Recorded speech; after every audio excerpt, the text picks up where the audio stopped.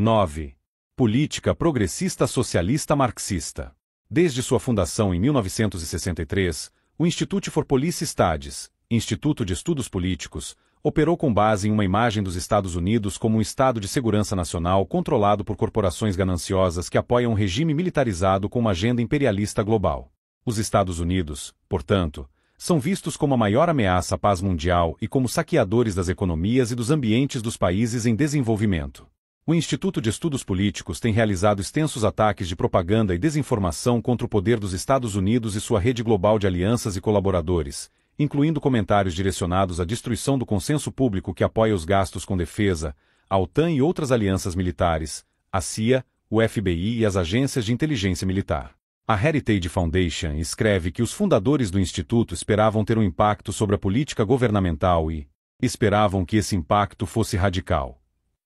Esse ódio inflexível à América e a dedicação à destruição do governo, e não à sua reforma, estão na base do radicalismo do Instituto de Estudos Políticos. A retórica das publicações do Instituto é sempre formulada em termos radicais, demonstrando uma insatisfação fundamental com as próprias bases da sociedade e do governo americanos. A retórica dos líderes do Instituto revela uma perspectiva essencialmente revolucionária da sociedade americana, uma rejeição absoluta, se preferirmos, da nossa sociedade, do nosso governo e do nosso sistema econômico. Esse radicalismo do Instituto de Estudos Políticos estabelece a base para um enfoque incisivo sobre uma questão deixada em aberto por S. Stephen Powell em Covert Cadre, 1987. Como já citado, Powell escreveu que há uma coerência entre a forma como o Instituto opera e a atividade revolucionária defendida por Antônio Gramsci. Para ambos, é importante infiltrar instituições autônomas, escolas, mídia, igrejas, grupos de interesse público, a fim de transformar radicalmente a cultura, que determina o ambiente em que as políticas e econômicas se desenvolvem. Ou, como escreveu Carl Boggs, um dos astros brilhantes do Instituto e autor de Gramsci's Marxism, o papel da teoria revolucionária é criar a fundação de uma nova ordem socialista precisamente através da negação e transcendência da sociedade burguesa.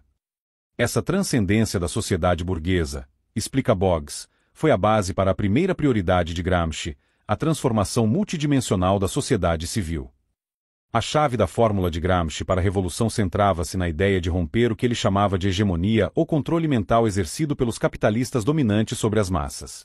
Sociedades burguesas eram governadas, acreditava Gramsci, por meio da educação da cidadania, levando-a a acreditar que sua aceitação dos valores morais, políticos e culturais definidos pelo sistema dominante era do seu próprio interesse. Assim, Gramsci concebeu uma estratégia de reversão que desafiaria silenciosamente a cultura e os sistemas de valores existentes que dominavam a governança burguesa. Ou seja, sua fórmula era baseada em uma luta ideológica que transformaria uma ampla gama de atividades na sociedade civil, incluindo os valores judaico-cristãos, a família, as escolas, os sindicatos, a política e a confiança popular no governo existente. Seguia-se, segundo Carl Boggs, que a principal tarefa política de um movimento socialista, então, é criar uma contra-hegemonia para romper o vínculo ideológico entre a classe dominante e os vários setores da população em geral. O programa político radical promovido pelo Instituto de Estudos Políticos desde sua criação tem sido um sistema solar de organizações progressistas socialistas marxistas que estão conduzindo uma campanha de contra-hegemonia contra a cultura, a economia e o governo dos Estados Unidos, com o uso de seus múltiplos colaboradores astros brilhantes. Deflagrar uma revolução cultural que reprograma os valores americanos e transforma o sistema político pode garantir à esquerda controle mental suficiente para ascender ao poder. Na visão de Gramsci, a dominação de classe é exercida tanto pelo consenso popular alcançado na sociedade civil quanto pela coerção física, ou ameaça dela, pelo aparato estatal, onde a educação, a mídia, a lei, a cultura de massa, etc., assumem um novo papel. Ou, em outras palavras, existem 10 passos rumo a uma sociedade civil americana progressista socialista marxista. Mudar o consenso popular destruindo o cristianismo, a família tradicional e os costumes sociais existentes. Transformar a cultura instalando um controle mental radical de esquerda. Alcançar o poder político impondo controle estrito sobre os militares e as forças de segurança. Restringir a liberdade socializando a economia. Apagar a soberania americana ao abraçar um mundo sem fronteiras. Conquistar o poder político por meio de eleições democráticas. Dominar ambas as casas do Congresso. Impor controle estrito sobre os militares e as forças de segurança. Restringir a liberdade de imprensa e de expressão. Aplicar uma redistribuição maciça de riqueza entre os setores público e privado, limitar a liberdade de expressão, religião, o direito ao porte de armas e os direitos dos estados, socializar a economia e apagar a soberania americana para abrir caminho a um mundo sem fronteiras. 4 arenas políticas foram construídas pela esquerda progressista socialista marxista para formatar ou apagar o cérebro coletivo da América e instalar um programa de controle mental que produzirá uma América robótica e dócil, marcada pelo radicalismo teológico, sindicalismo socialista ou sindicalismo revolucionário, política comunitário estatal radical, e o Partido Sombra, propriedade e operação de bilionários e milionários dentro do Partido Democrata. Radicalismo teológico. A fórmula de Antônio Gramsci para a revolução socialista em países capitalistas está centrada na corrupção de sua base cultural cristã, escreve Martin. Nem a penetração política nem a superioridade militar, diz Martin, farão o Ocidente capitalista se ajoelhar. As culturas cristãs desses países são os laços que unem o povo em todos os aspectos da sociedade.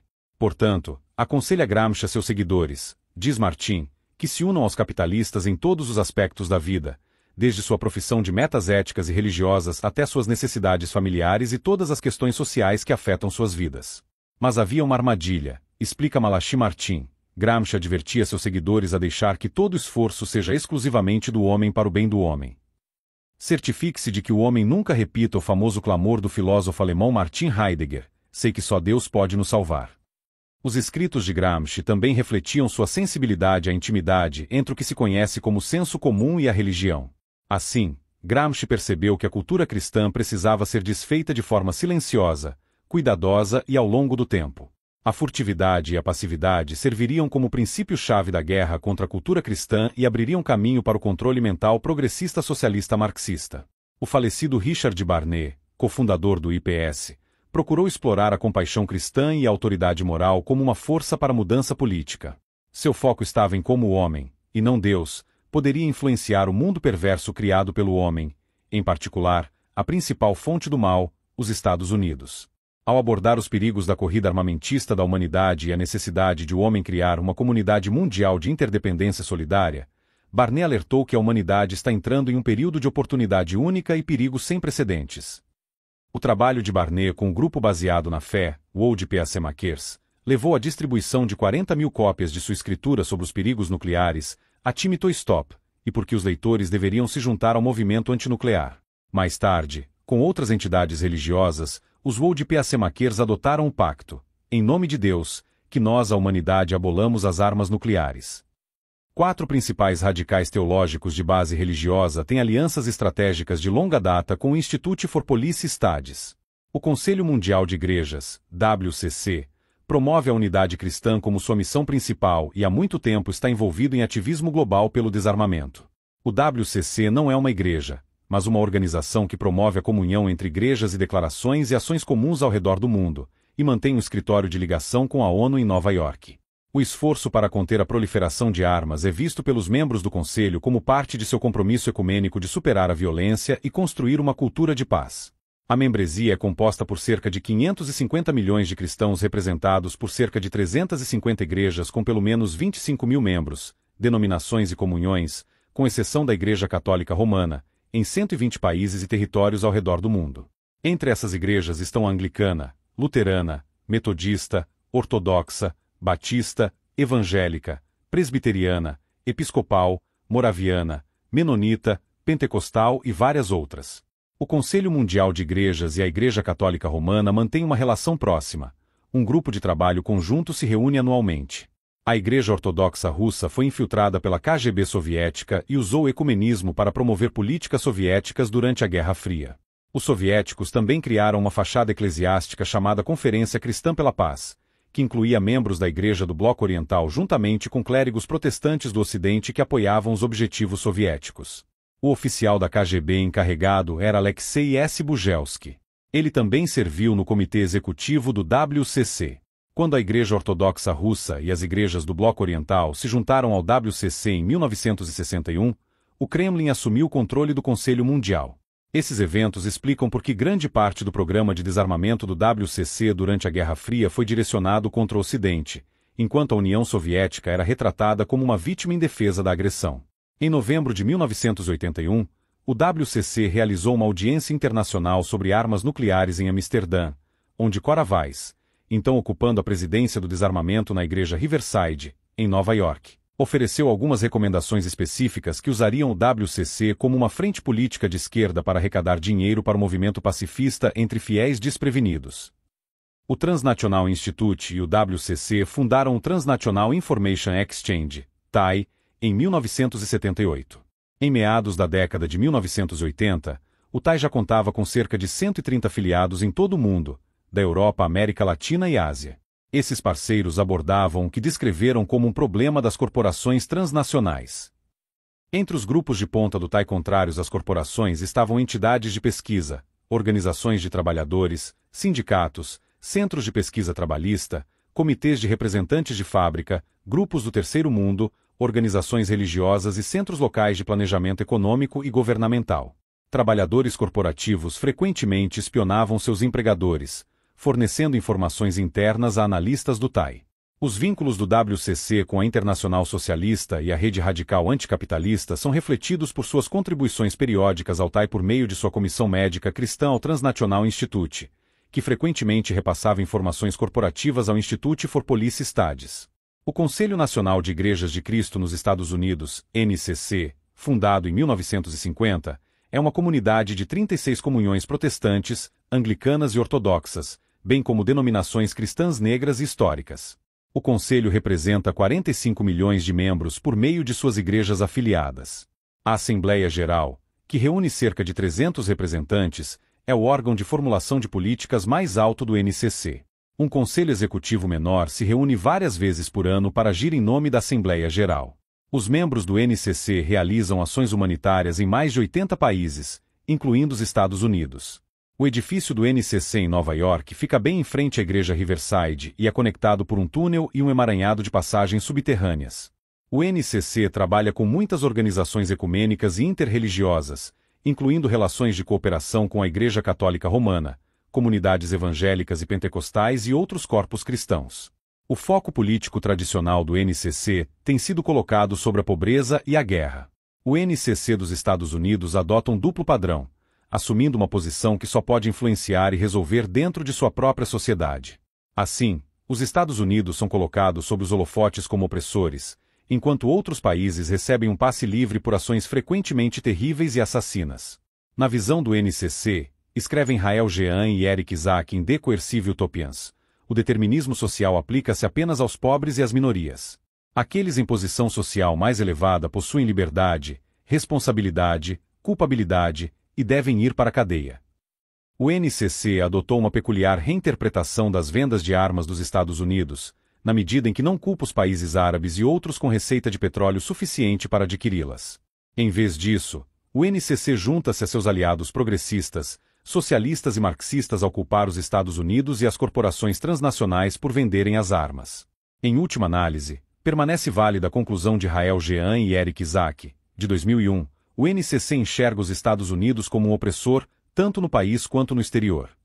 O NCC uniu-se ao Institute for Police Studies, IPS, em esforços para moldar as políticas externa e de defesa dos Estados Unidos, especialmente na América Latina. O North American Congress on Latin America, NACLA, por exemplo, recebeu financiamento do NCC enquanto coordenava suas atividades políticas com o IPS. Originalmente concebido em 1966 pelos Students for a Democratic Society, SDS, como braço de coleta de inteligência da nova esquerda, o NACLA logo se tornou uma fonte primária de informações sobre movimentos guerrilheiros revolucionários na América Latina. Graças ao apoio do NCC e à oferta de espaço de escritório, o grupo de pesquisa do NACLA orgulhava-se de descrever-se como uma operação de inteligência para movimentos revolucionários na América Latina.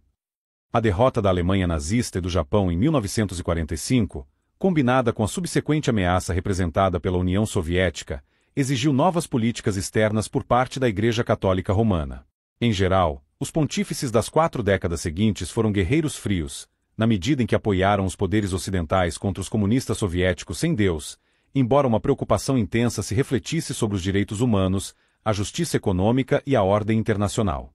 O Papa João Paulo II diferenciou-se das políticas papais anteriores ao engajar-se diretamente com líderes mundiais, discutindo o poder do Estado e como este deveria ser utilizado. Isso quase lhe custou a vida, quando um turco, Memen Ali Aka, atirou nele 4 vezes em Roma, no dia 13 de maio de 1981. Segundo o jornalista polonês John O'Koller, o mandado de assassinato por contrato da KGB contra João Paulo II foi assinado por Mikhail Gorbachev em novembro de 1979. Embora detestasse o comunismo, o Papa João Paulo II não abraçava totalmente o livre mercado. Ele aceitava o capitalismo apenas enquanto as democracias e as economias de mercado fossem suficientemente disciplinadas para permitir que a humanidade florescesse. A Pax Christi foi inspirada durante a Segunda Guerra Mundial por Pierre-Marie Théas, bispo de Montauban, no sul da França. Ele pregava sobre a necessidade de amar os seus inimigos, e nesse processo, descobriu quão verdadeiramente difícil e exigente era encontrar uma reconciliação verdadeira entre inimigos. Matt Dortel Claudot, que também vivia no sul da França, orava para que a Alemanha fosse curada das feridas morais e espirituais infligidas pelo nazismo. Ao fim da guerra, bispos na Alemanha e na França apoiaram o poder curativo da oração, chamando de Pax Christi. A Pax Christi espalhou-se por outros países europeus na década de 1950, e o Papa Pio XII, em 1952, reconheceu a missão da Pax Christi como sendo o movimento católico pela paz. O núcleo espiritual da Pax Christi moveu-se em direção à ação social e política. Logo, o movimento pacifista passou a tratar dos problemas da pobreza em países subdesenvolvidos que lutavam dentro do contexto da confrontação Estados Unidos-União Soviética. A agenda política da Pax Christi cresceu substancialmente com o tempo. Em 2005, as organizações membro da Pax Christi somavam mais de 60, com um total de cerca de 60 mil membros distribuídos por cerca de 50 países. A Pax Christi é um membro principal da campanha da esquerda radical contra a globalização. A Organização Mundial do Comércio tornou-se a instituição internacional mais poderosa do mundo, declarou a Catholic Peace Voice. Seu poder sobre os governos está minando a paz e os direitos humanos, e promovendo os gastos militares e o comércio de armas. Michael Lerner, um radical de Berkeley dos anos 1960, identifica-se como rabino ordenado. Outros questionam sua afirmação, já que aparentemente recebeu uma ordenação rabínica privada por rabinos da renovação judaica, cujas próprias ordenações só são reconhecidas dentro da comunidade da renovação judaica e do judaísmo reconstrucionista. Todas essas ordenações são consideradas inválidas pelo judaísmo ortodoxo, pela Conferência Central de Rabinos Americanos do Movimento Reformista e pela Assembleia Rabínica do Movimento Conservador. A filosofia de Lerner é uma mistura de misticismo da cabala medieval, ensinamentos do Antigo Testamento e marxismo universitário dos anos 1960, que ele definiu para David Horowitz. Ao saber que Horowitz nunca havia tomado LSD, Michael Lerner o advertiu: você tem que tomar LSD. Até que você tenha tomado ácido, você não sabe o que é o socialismo. ênfase no original. Michael Lerner fundou a Tikkun, uma revista judaica, um movimento interreligioso, com base em sua mentalidade contracultural alimentada em Berkeley, Califórnia, quase 4 décadas atrás. Em relação ao prolongado conflito Israel-Palestina, Lerner se posiciona ao lado da esquerda americana, ou seja, ao lado da Palestina. Para Lerner, Israel é repressivo e sua liderança fascista utiliza força desproporcional para reprimir uma população essencialmente desarmada. Sojourners é um ministério evangélico cristão fundado por Dee Wallace em Chicago, em 1971, sob o nome de People's Christian Coalition. Em 1975, Wallace foi persuadido a levar seu Ministério de Justiça Social para Washington, D.C., por Richard Barnett, cofundador do IPS. O ministério passou a se chamar Sojourners em sua nova localização. Richard Barnett foi listado como editor colaborador da revista Sojourners. Sojourners é uma alusão aos peregrinos bíblicos, significando um compromisso com uma ordem social radical. O princípio político central que orienta a peregrinação dos Sojourners em direção à fé bíblica é a renovação social radical. Os Sojourners acreditam que a violência e a guerra não fornecerão respostas aos conflitos entre pessoas e nações, recusam-se a aceitar estruturas e suposições que normalizem a pobreza e segreguem pessoas por classe, e acreditam que sua fé no Evangelho fornece uma visão de revolução social que transformará a economia, dará poder para compartilhar o pão e os recursos. Acolherá a todos à mesa da provisão de Deus. Richard Barnett, cofundador do IPS, acreditava que a fé poderia ser uma ferramenta poderosa para mover as emoções contra a corrida armamentista e um combustível para o desarmamento. Ele escreveu diversos artigos publicados na revista Sojourners Magazine ao longo dos anos sobre a corrida armamentista nuclear, a doutrina de não primeiro uso, a proibição de armas nucleares e temas correlatos. Barnett afirmava que a ameaça soviética é a grande mentira da corrida armamentista. Ele disse que ser obcecado pela ameaça soviética é ser cego pelo ódio. Ao longo dos anos, de Wallace não se acanhou em criticar o imperialismo americano nem em exaltar as virtudes que acreditava existir no marxismo e nos movimentos revolucionários do Terceiro Mundo. Como comunidade religiosa, os sojourners abraçaram a teologia da libertação nos anos 1980, assim como o movimento pelo congelamento nuclear, o ódio à guerra e a crítica à ausência de reformas no bem-estar social, que classificavam como mesquinha. Sindicalismo revolucionário. Antônio Gramsci previu um aumento na complexidade da sociedade civil que ocorreria com o tempo nos países capitalistas mais avançados. Essa situação elevaria o nível de complicação entre esquerda, ou os progressistas socialistas marxistas, e os que governam o Estado, segundo ele. Confrontado com uma tensão crescente com a esquerda, os capitalistas, ou a América Democrática, neste caso, repousariam cada vez mais sua autoridade sobre a hegemonia estendida a todos os setores da sociedade civil, incluindo escolas, mídia, cultura, família e, de modo importante, os sindicatos e o ambiente de trabalho. Karl Boggs explica a visão de Gramsci de que essa hegemonia, ou processo de socialização, se estende por toda a sociedade e é o meio pelo qual as pessoas internalizam os valores dominantes do livre mercado e da democracia. Segue-se disso que a luta da esquerda progressista socialista marxista contra a democracia liberal dominante é uma pré-condição para a transformação socialista. Isso exige uma confrontação em todos os níveis da sociedade para minar, enfraquecer e substituir os valores tradicionais americanos nas escolas, na mídia, na família e nos sindicatos pelos ideais socialistas de Gramsci. Conduzir essa hegemonia universalizada, escreve o membro do IPS, Boggs, significa transformar a consciência repressiva em uma consciência libertadora que torne possível a política socialista em nível de massa, o foco central de qualquer revolução cultural abrangente. Grandes segmentos do movimento sindical organizado americano não apenas importaram a doutrina exógena de Antônio Gramsci como luz ideológica guia para sua luta socialista contra o modo de vida tradicional americano, mas também importaram outra doutrina estrangeira, o sindicalismo, historicamente mais popular na França e na Espanha. Em sua forma prática, o sindicalismo é uma doutrina socialista dedicada à transformação das sociedades capitalistas por meio da ação política da classe trabalhadora no fronte sindical, incluindo greves, sabotagem e terrorismo. Para os sindicalistas progressistas socialistas marxistas americanos, os sindicatos são uma ferramenta para transformar o capitalismo em uma sociedade governada por trabalhadores orientados secretamente por agentes dentro da liderança sindical. As federações sindicais, segundo esse plano, administrariam a indústria, o local de trabalho e também o governo, numa sociedade socialista. Não é surpresa, portanto, que o sindicalismo organizado nos Estados Unidos tenha deslocado seu foco principal do trabalhador e de suas necessidades para a política progressista socialista marxista.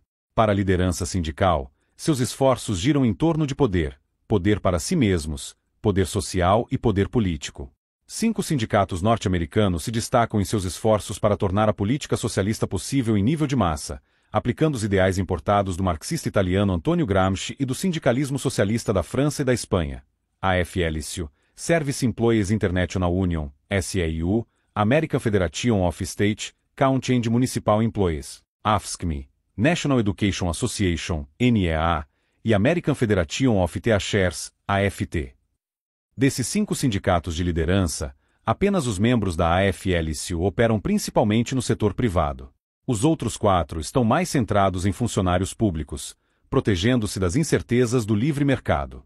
A segurança de operar com recursos dos contribuintes oferece aos sindicatos de servidores públicos liberdade para promover a política progressista socialista marxista com vistas a transformar a democracia liberal americana, ao mesmo tempo em que se beneficiam da economia produtiva.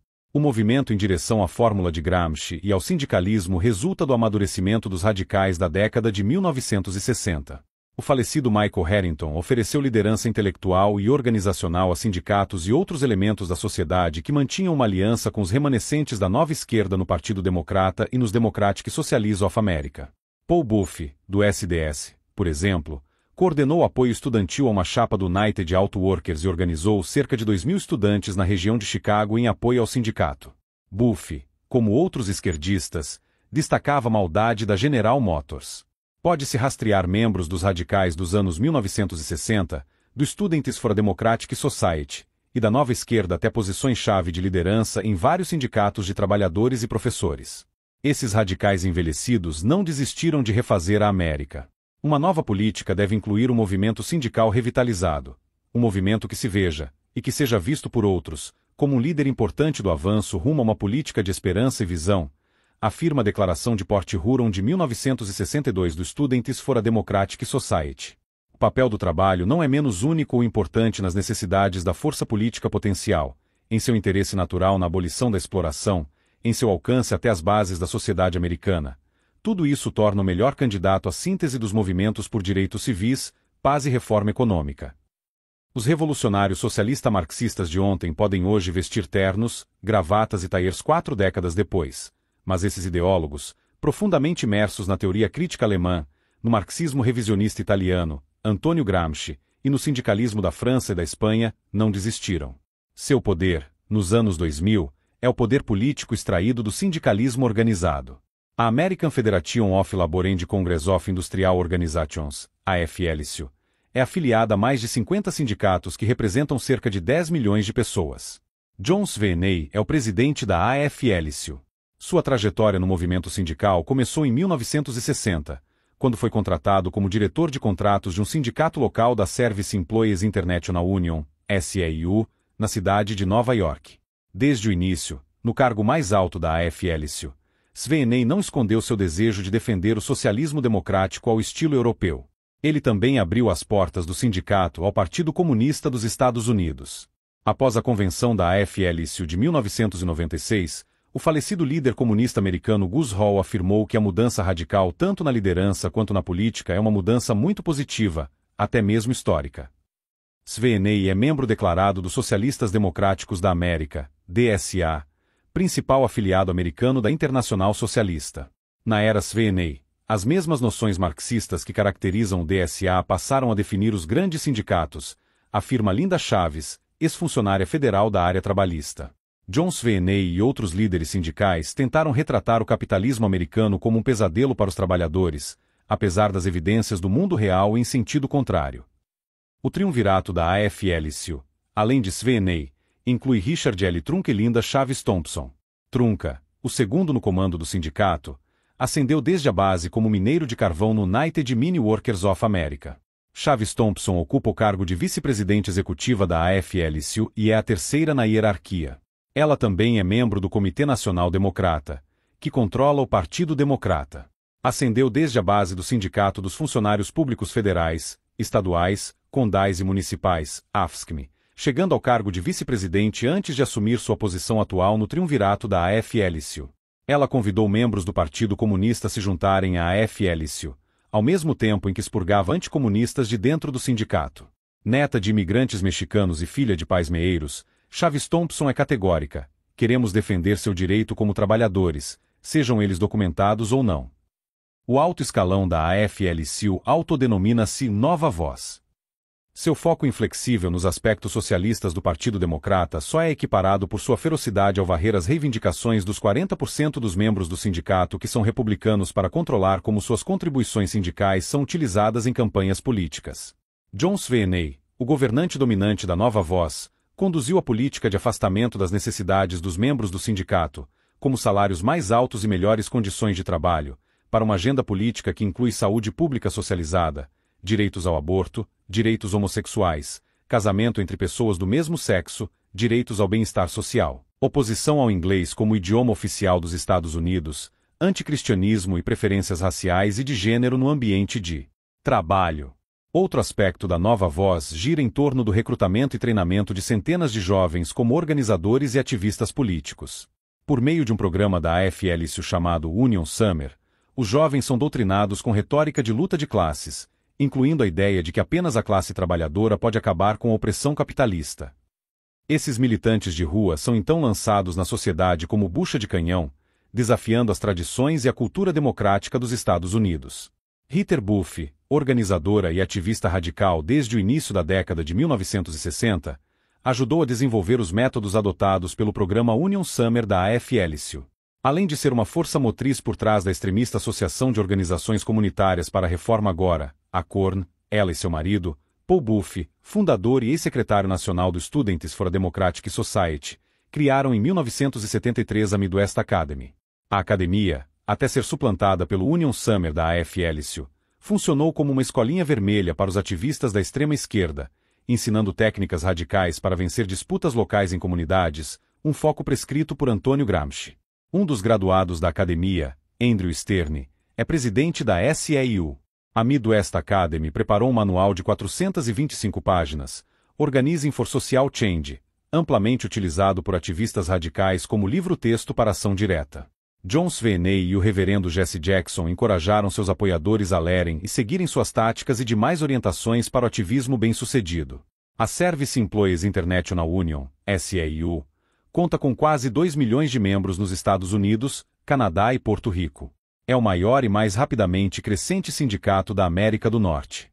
Possui mais de 300 filiais locais e 25 conselhos estaduais. Ecoando o chamado progressista socialista marxista para uma transformação radical dos Estados Unidos, a missão da SEIU é criar uma sociedade mais justa e humana, e melhorar a vida dos trabalhadores e de suas famílias. Seus membros representam um corte transversal da força de trabalho americana.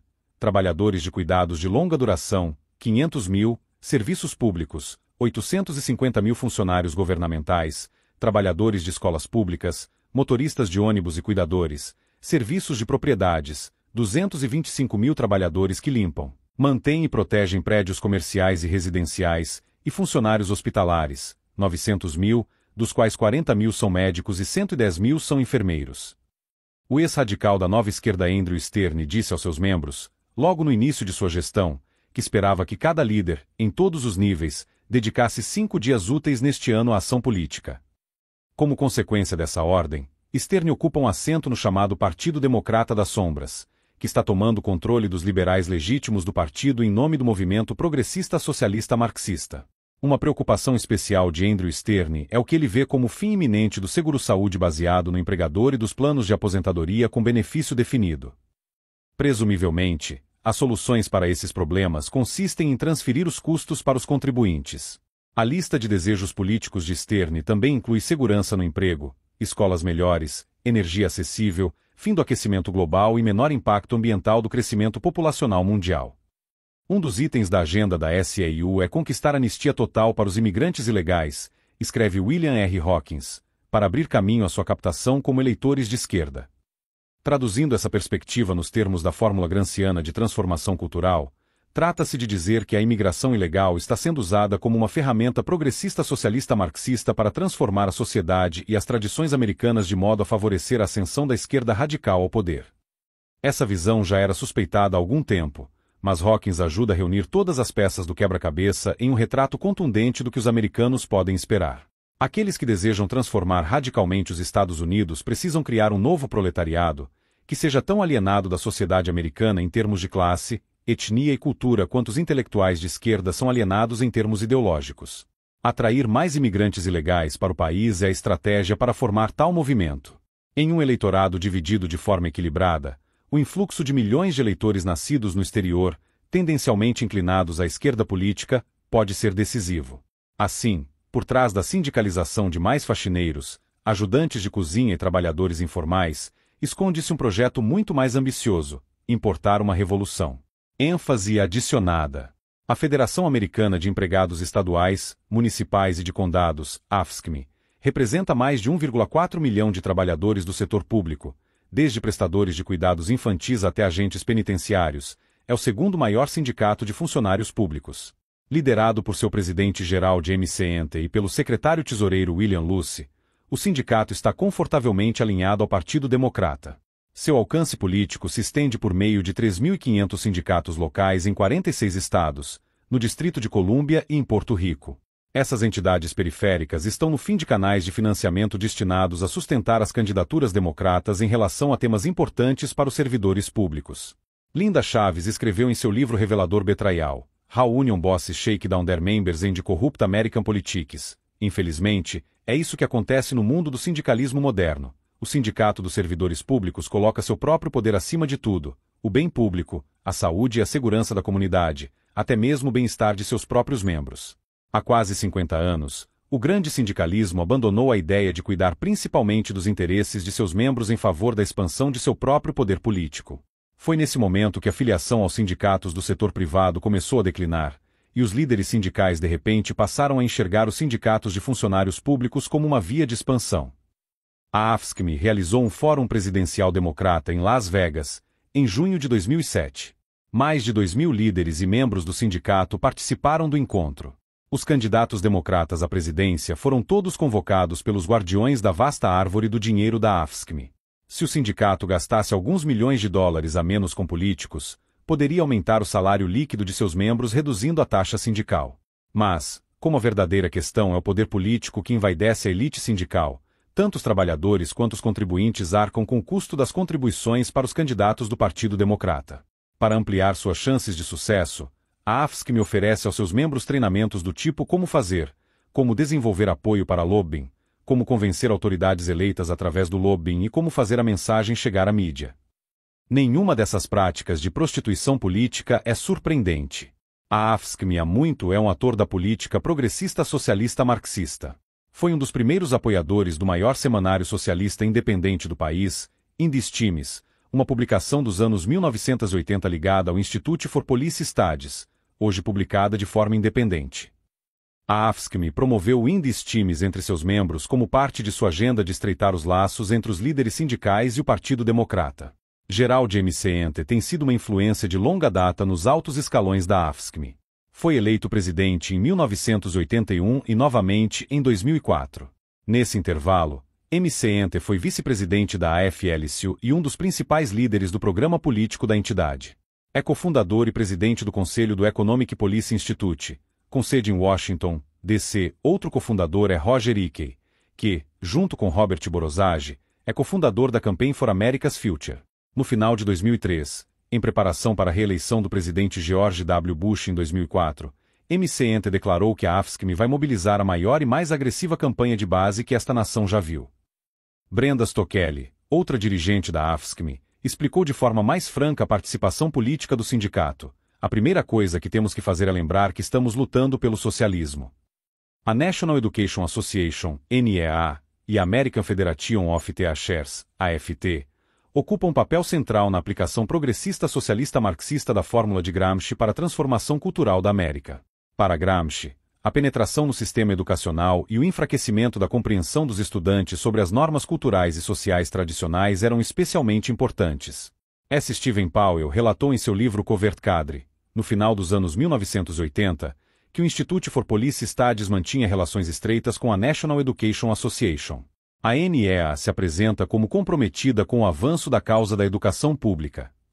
Na realidade, a NEA controla o sistema educacional desde a pré-escola até a universidade e é um importante ator político em nome do movimento progressista socialista marxista e do Partido Democrata. Com autoridade para fazer praticamente o que quiser com as contribuições dos seus 3,2 milhões de membros indefesos, a NEA está embriagada pelo poder político.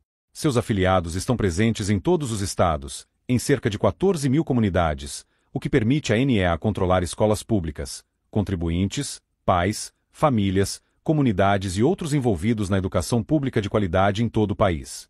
O slogan da NEA é Grandes Escolas Públicas para toda criança.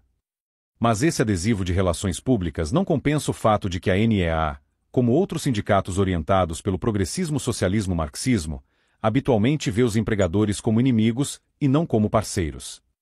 Essa orientação da NEA não deveria surpreender, já que o Sindicato dos Professores é membro do grupo ativista da AFL-CIO, Jobs with Justice, uma coalizão nacional de sindicatos que apoia campanhas por justiça aos trabalhadores antiempresariais por meio de diversas táticas de pressão, manifestações e exposição negativa na mídia. Em julho de 2004, a NEA já havia transferido 3,6 milhões de dólares no ciclo eleitoral em curso, e uma campanha de arrecadação já havia coletado outros 1,57 milhão de dólares. Enquanto isso, a NEA alinhava-se com uma organização de ultra-esquerda, a Movion.org, para coordenar festas de arrecadação de fundos do Partido Democrata em todo o país. Essa parceria com o cão de ataque político Movion dá à NEA um assento privilegiado nos comitês centrais do Shadow Party, controlado por George Soros e entranhado no interior do Partido Democrata. A National Education Association também é parceira da American Federation of Teachers, AFT, um sindicato filiado à AFL-CIO, cujas raízes no movimento progressista remontam à década de 1920. A AFT foi fundada em 1916 e teve vários membros comunistas em seus primeiros anos. A federação agrega 1,4 milhão de membros aos 4,6 milhões de educadores combinados da NEA e AFT. Devido à sua orientação comunista inicial, a AFT possui uma forte tradição de atuação em questões de justiça social. A American Federation of Teachers persegue coletivamente valores sociais de promoção dos direitos humanos, da oportunidade e da justiça social e econômica. Outros valores e princípios socialistas estão centrados na construção de uma sociedade onde todas as pessoas tenham condições de trabalho justas e decentes, acesso a cuidados de saúde de qualidade independentemente da renda, trabalho e aposentadoria dignos, habitação decente, serviços públicos responsivos, um meio ambiente limpo e um governo que proteja contra discriminação e exploração e que nivele o campo de jogo ao coibir abusos de poder e privilégios concentrados. A NEA e a AFT, como outros sindicatos do setor público, estão mais preocupadas em apoiar a política do Partido Democrata e o movimento progressista socialista marxista do que em atender seus próprios membros. Linda Chaves e seu coautor Daniel Gray descreveram a sede de poder dos líderes sindicais às custas dos membros, contribuintes e estudantes. Apesar das platitudes que a NEA propaga sobre seu compromisso com a melhoria da qualidade de nossas escolas e da educação que as crianças americanas recebem, observa Linda Chaves, a verdade é que a NEA se importa muito mais com o aumento de seu poder político e com a promoção de uma agenda liberal, social e econômica do que com a qualidade da educação. A política paira sobre o trabalho organizado. Supostamente, o trabalhador pode ser melhor representado por meio do poder político para mudar o equilíbrio de forças a seu favor. A receita anual da NEA ultrapassa os 350 milhões de dólares. A American Federation of Teachers arrecada cerca de outros 150 milhões de dólares. A maior parte desse dinheiro vai para os salários e benefícios vultosos dos dirigentes sindicais. Sandra Feldman, ex-presidente da AFT, por exemplo, recebia um pacote total de salário e benefícios de 525.735 dólares. Centenas de outros dirigentes sindicais da NEA e da AFT recebem salários de 6 dígitos. A NEA possui um dos maiores cheques da política americana, relata Linda Chaves. Os sindicatos de professores mantêm um monopólio de poder sobre as escolas públicas ao controlar o Partido Democrata. Essa máquina política é alimentada, ano após ano, por milhões de dólares desviados das contribuições sindicais pagas pelos membros. Esse dinheiro de influência não tem como objetivo beneficiar diretamente os professores no local de trabalho. Em vez disso, o dinheiro abre caminho para a corrupção. No fim das contas, os esforços da NEA visam alcançar influência suficiente no Congresso por meio de membros que ajudou a eleger para reordenar as prioridades dos Estados Unidos da América. O diretor executivo da NEA, Terry Erdon, deixou escapar suas intenções na década de 1970 ao descrever o principal objetivo estratégico do sindicato. A meta final da NEA é explorar os poderes legais, políticos e econômicos do Congresso dos Estados Unidos. Queremos líderes e funcionários com influência suficiente para percorrer os corredores do Congresso e angariar votos para reordenar as prioridades dos Estados Unidos da América. Sindicalismo americano. Era uma vez, na escuridão das ameaças nucleares mortais durante a Guerra Fria, os líderes da AFL-CIO George Meany e Lane Kirkland apoiavam a postura de dissuasão e defesa dos Estados Unidos. A AFL-CIO em 2008, sob liderança de John Sweeney, um membro dos Socialistas Democráticos da América, trabalha para criar uma América progressista socialista marxista dentro de um movimento trabalhista socialista internacional mais amplo. Segundo Lowell Ponte, Sweeney não é comunista, mas está ideologicamente alinhado com o compromisso da AFL-CIO com a classe trabalhadora, que afirma: nós produzimos a riqueza do mundo, pertencemos à única classe com futuro, e nossa classe encerrará toda forma de opressão. O acordo é que a NEA e a AFT ajudarão os democratas a se elegerem para o Congresso, mas espera-se uma retribuição em forma de apoio à agenda progressista socialista marxista mais ampla. O sindicalismo é um conjunto de ideias, movimentos e tendências que compartilham o objetivo declarado de transformar a sociedade capitalista por meio da ação da classe trabalhadora na esfera industrial. Os sindicalistas usam os sindicatos como seu principal meio tanto para superar o capitalismo quanto para ordenar a sociedade segundo os interesses da maioria. Os Estados Unidos já entraram em um mundo sombrio do sindicalismo. Política radical comunitária estatal. Para o Institute for Police Studies, IPS, a política é o denominador comum de todas as atividades que sustentam seu sistema solar de organizações. Gramsci entendia que um empreendimento revolucionário em uma sociedade burguesa como os Estados Unidos só poderia avançar a partir de uma base filosófica sólida e um envolvimento político contínuo. A mistura única progressista socialista marxista fornece a base filosófica, enquanto o IPS e seus acólitos da extrema esquerda garantem o envolvimento político contínuo nos níveis comunitário, estadual e nacional. Segundo o comentário do editor Bernie Horn na Agenda Progressista para o Estado de 2008, preparado pelo Center for Policy Alternatives, da esquerda radical, a maioria dos americanos é progressista na maioria das questões. Mas, acrescenta Horn, a maioria dos americanos também apoia princípios conservadores tradicionais, governo limitado, impostos mais baixos, mercados livres e responsabilidade pessoal. A saída para esse impasse, ele sugere, é alterar o equilíbrio de poder adotando uma filosofia progressista atraente. Ou seja, uma filosofia socialista. Já que progressista nada mais é que um eufemismo para socialista, a esquerda promete mais uma vez uma enxurrada de negação política e engano, propaganda e desinformação na formação do futuro. Ao apresentar sombras progressistas na parede da caverna de Platão, os radicais de esquerda esperam enganar os americanos e levá-los a votar, sem saber, em candidatos socialistas em todos os níveis de governo. O Institute for Policy Studies, embora não seja movido por uma única doutrina filosófica, colocou em prática desde sua criação uma variedade de iniciativas destinadas a criar um Estados Unidos socialista descentralizado. A marca do socialismo do IPS promove o planejamento econômico e social no nível político mais baixo possível, a comunidade e, talvez, a cidade. Isso se traduz em uma economia que atende primeiro às necessidades humanas e, em segundo lugar, à propriedade. Segundo a esquerda radical, grandes corporações, uma vez que controlam tantos empregos, bem-estar comunitário, benefícios de saúde e aposentadoria, precisam ser colocadas sob controle público. Dois grandes influenciadores ajudaram a moldar as políticas socialistas do IPS ao longo dos anos: a fórmula de transformação cultural de Antônio Gramsci e os métodos radicais de organização comunitária de Saúde Alinsky. Gramsci foi uma influência importante devido à sua ênfase na política, que, segundo Karl Boggs, está centrada em despertar paixões populares e é essencial para criar uma coesão no processo de transformação socialista. A política nos níveis comunitário e estadual ajudaria a transformar conflitos fundamentais da sociedade de classes em conflitos revolucionários no nível nacional. Políticas de comunidade. O método de organização comunitária de Saul Alinsky foi inicialmente moldado nos bairros operários de Chicago e continuou a evoluir por 3 décadas até incluir áreas geográficas mais amplas e a classe média, até sua morte em 1972. Seu método baseava-se em 3 princípios. 1. Desenvolver um sindicato na fábrica social, ou seja, o uso de negociação, greves e luta para avançar os interesses da comunidade. 2. Criar uma organização comunitária confrontadora e orientada pelo poder, disposta a usar táticas militantes. E 3. Construir uma democracia de base em que líderes locais sejam desenvolvidos e o povo exerça sua própria autodeterminação, e não os organizadores. Alguns criticaram o modelo de Alinsky por ser limitado a mobilizar apenas cerca de 2% de uma comunidade-alvo. Mas Hillary Rodham Clinton rejeitou tal crítica. Em uma opinião bastante elitista sobre o povo das bases, ela declarou em sua tese de graduação de 1969 no Wellesley College: o argumento é válido, mas de pouca relevância, já que em qualquer organização os líderes estão entre os membros mais ativos, e a tomada de decisão necessariamente exclui alguns elementos em determinados momentos. Em 1970, Alinsky refletia sobre o quanto os Estados Unidos haviam mudado desde seus primeiros anos de organização radical em bairros próximos aos matadouros de Chicago.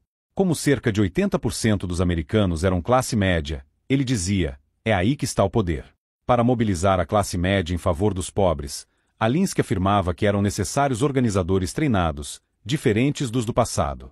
Ele reconhecia que os problemas econômicos e sociais já não eram mais questões locais, mas regionais e nacionais. Para montar uma organização nacional de poder, é preciso reunir os elementos locais e orientar sua resolução para níveis mais altos de ação política. Em um país com uma economia corporativa, Alinsky afirmava, é necessário encontrar forças para fazer com que as corporações usem esse poder para fazer o que precisa ser feito. Os pobres e as minorias precisam de aliados. Isso significa encontrar apoiadores entre os mais de 4/5 dos americanos que pertencem à classe média. Você descobre com o que eles, a classe média, estão preocupados e os organiza em torno dessas questões, ele dizia. Alinsky acrescentava que as pessoas se unem por interesses comuns, não porque moram perto umas das outras. 38 anos depois, as observações de Alinsky forneceriam grande parte da estrutura para a campanha presidencial de 2008 de Barack Obama. O Institute for Policy Studies criou a Conferência Nacional sobre Políticas Públicas Alternativas Estaduais e Locais, NASUP, na sigla em inglês, em 1974 para liderar sua política de base voltada à organização comunitária dentro de um programa socialista. Os ativistas recrutados incluíam uma variedade de esquerdistas, comunistas declarados e outros revolucionários. Na conferência da organização em 1975, Sam Brown, membro proeminente das frequentemente violentas manifestações contra a Guerra do Vietnã na década de 1960, instou autoridades estaduais radicais a pressionarem por regulamentações que limitassem o tamanho dos ativos e participações bancárias, colocassem fundos estatais apenas em bancos que concordassem em conceder empréstimos para metas particularmente desejáveis do ponto de vista social e criassem empresas públicas, usando fundos dos contribuintes como capital para expulsar a iniciativa privada de determinadas áreas selecionadas. Como mostra esse exemplo, a conferência ofereceu um meio de satisfazer a abordagem revolucionária de Alinsky, ao mesmo tempo em que seguia o conselho de Gramsci de gerar um despertar das paixões populares.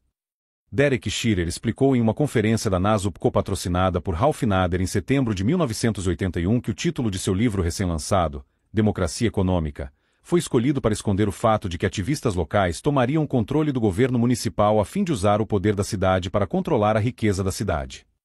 Ele acrescentou que era essencial ocultar a verdadeira natureza socialista marxista do programa.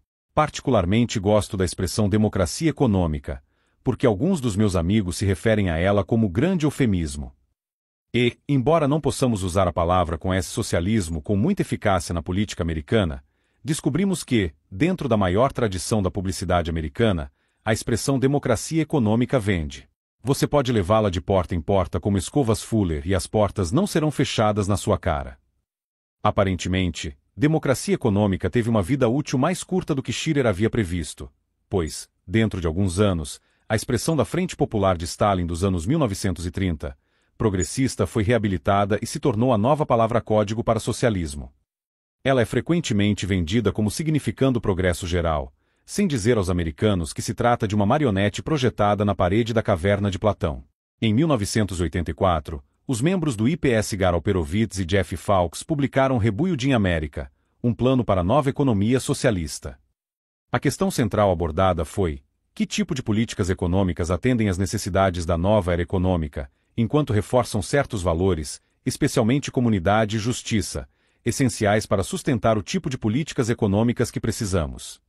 Em consonância com a fórmula da Revolução Popular de Gramsci e o ativismo de base de Alinsky, Alperovitz e Fawkes apresentaram uma visão dupla dos princípios sobre os quais um novo consenso político poderia ser fundamentado: planejamento estratégico para a estabilidade econômica nacional, combinado com ênfase na descentralização radical e no desenvolvimento local.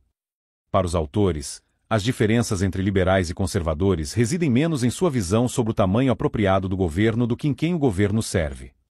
Mas eles perderam a verdadeira questão: quem será melhor servido pelos americanos?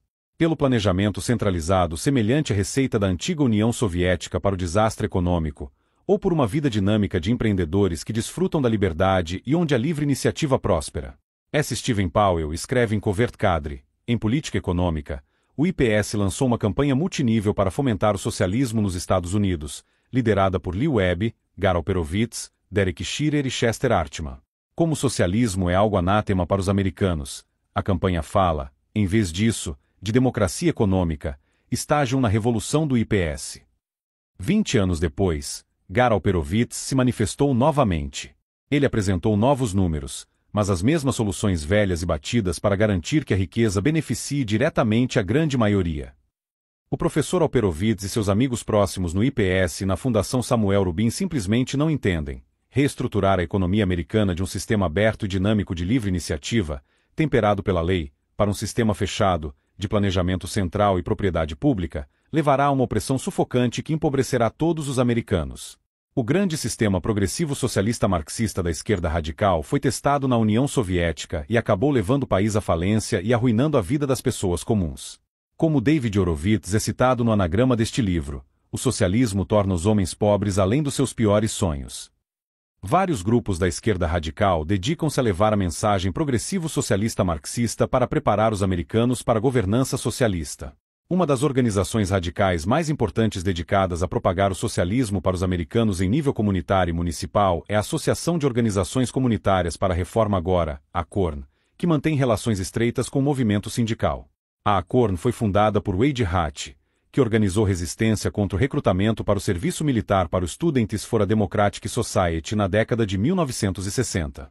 Michelle Malkin relatou em junho de 2008 que a Korn aproveitou quase 4 décadas de subsídios governamentais para financiar afiliadas que promovem o estado de bem-estar social e autossuficiência. Ela acrescentou que um denunciante afirma que a Korn, sediada em Chicago, misturou dinheiro público com projetos políticos.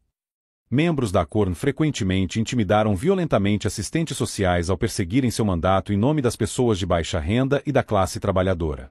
Nas eleições de 2004, membros da Korn foram implicados em inúmeros relatos de fraude em registro de eleitores, manipulação de votos, intimidação de eleitores e esquemas de pagamento por voto. Em outubro de 2006, por exemplo, o presidente da Comissão Eleitoral de Setor Louis reportou que pelo menos 1.500 cartões de registro potencialmente fraudulentos haviam sido submetidos por trabalhadores da Korn. Irregularidades semelhantes ocorreram na Flórida, Missouri, Ohio, Novo México e Minnesota. A Korn atingiu o prêmio máximo da fraude no estado de Washington, quando 7 organizadores comunitários da Korn apresentaram quase 2.000 formulários falsos de registro de eleitores. Nos últimos anos, a Korn recebeu 40% de seu financiamento do Departamento de Habitação e Desenvolvimento Urbano dos Estados Unidos e de várias fundações, incluindo o Instituto Open Society, de tendência esquerdista, de George Soros. Barack Obama foi organizador comunitário para a progressivo socialista marxista Korn antes de se tornar advogado, ingressar na política e concorrer à presidência.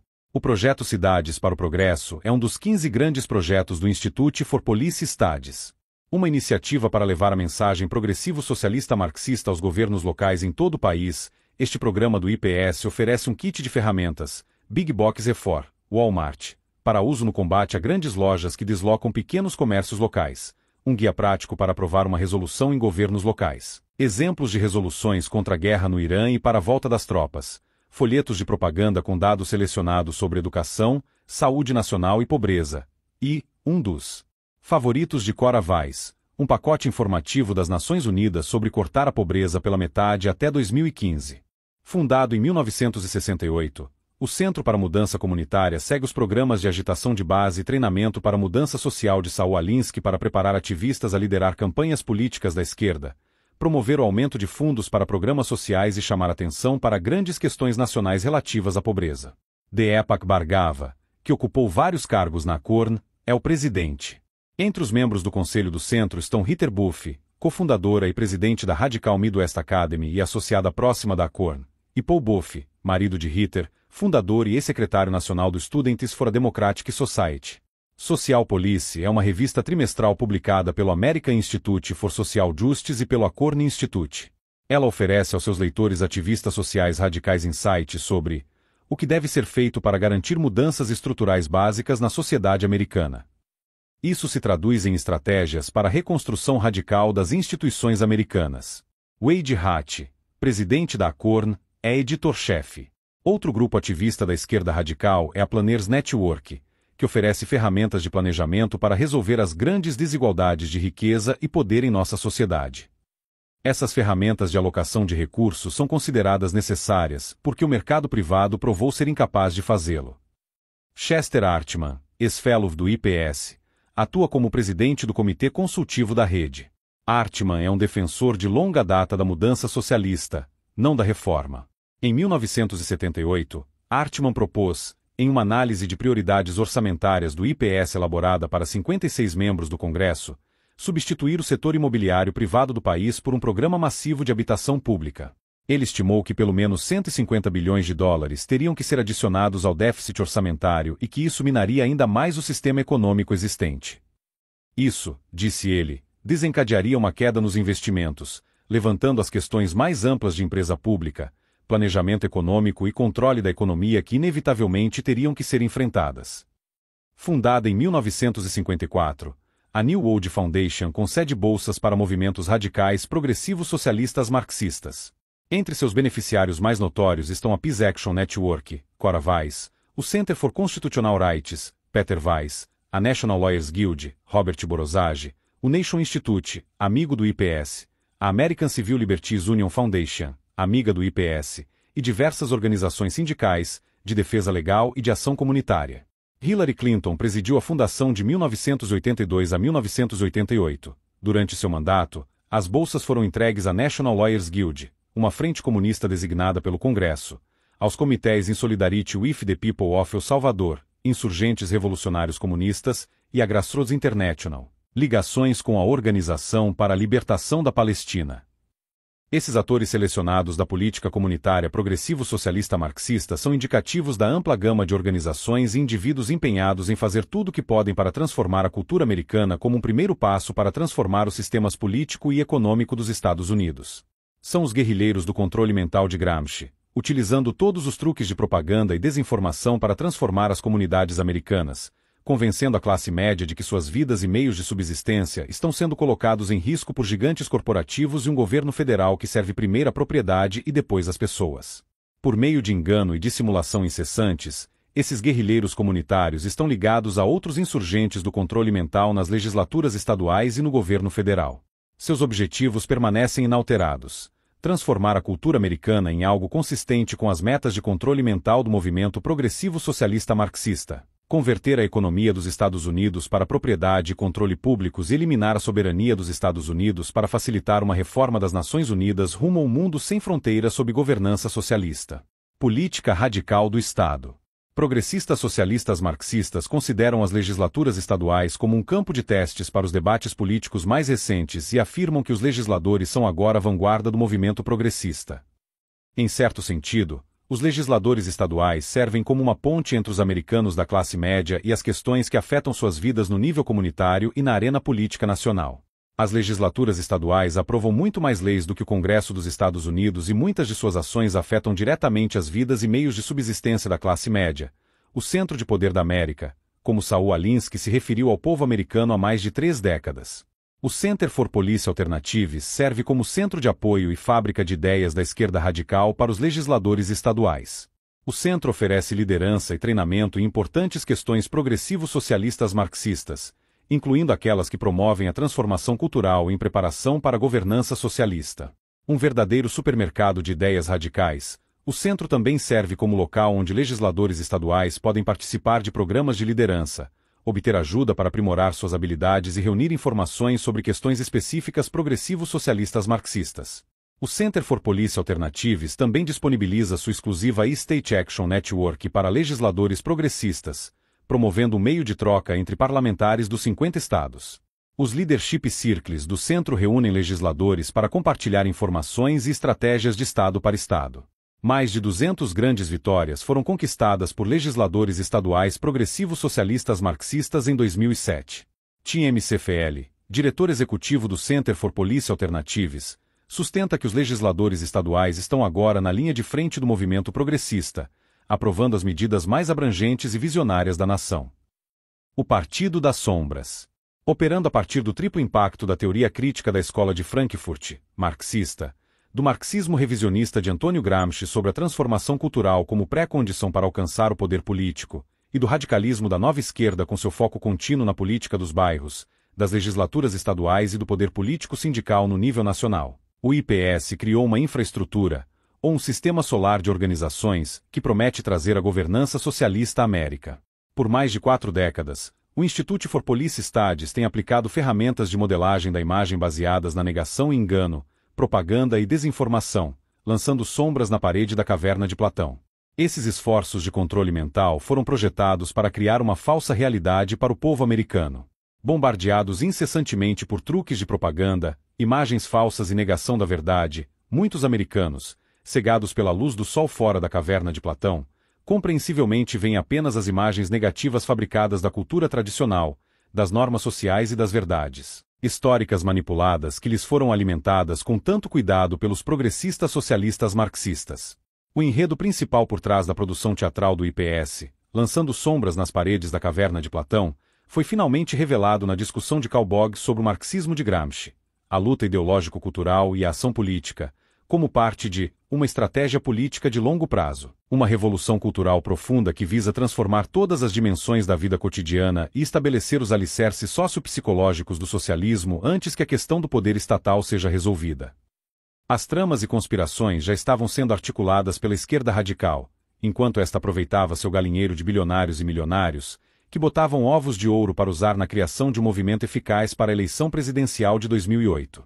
Os progressistas socialistas marxistas contam com suas vitórias a nível comunitário e estadual para vencer as batalhas culturais-chave, como colocou o diretor do IPS, John Kavanagh. O ambientalismo, o feminismo e o multiculturalismo tornaram-se valores convencionais, e os movimentos progressistas chamaram a atenção para inúmeras injustiças.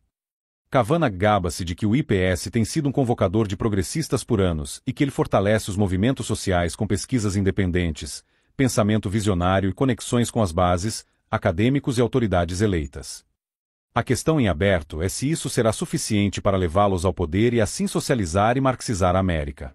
George Soros.